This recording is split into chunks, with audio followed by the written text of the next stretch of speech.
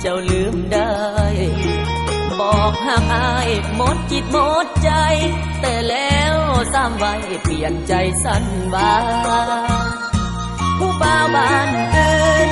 มาแย่งควันยืนเปลี่ยนใจไว้ว่าเสียแห่งที่หากกันมาเขามีดอลลาร์เลยได้เป็นเคยบ่ถึง3 วันแม่น้องจอมขวัญหับเคยขึ้นบ้านผู้เฒ่าผู้แก่เอิ้นขวัญเสียงดังกังวานมาเยอะขวัญเอิ้นอายคนเงินน้อยถือเขาปล่อยบ่ได้เป็นเคยแฟนของเฮาเขาเอาไปเสยหักเลยลงเอ่ยเป็นบ่สมหวังเมื่อวันกินดองเงินอายใส่ซองยังได้ขายไก่พอย้อนหนุ่มอาเสียเงินหลายแย่งแฟนเฮาไปเสียไก่ในห้างคนแซวคนห้องแค่เคยกินดองน้องอย่างสมหวังแต่ตัวเฮาความหักมาพังผู้สาวหักหลังได้เป็นเคยปล่อยลาแล้วละเด้อลาแล้วเด้อผู้สาวเมียเพิ่น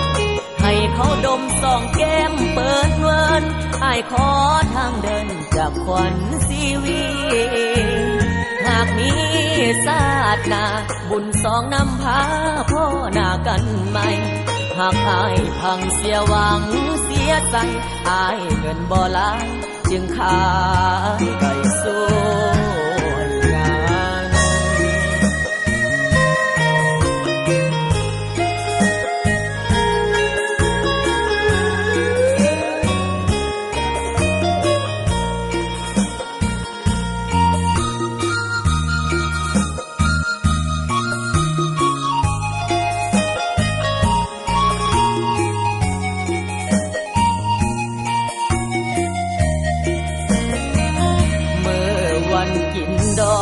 เงินอายใส่ซองยังได้ขายไก่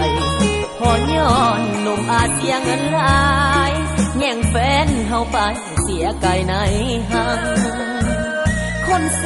วคนห้องแค่เคยกินดองน้องอย่างสมหวังแต่ตัวเฮาความหักมา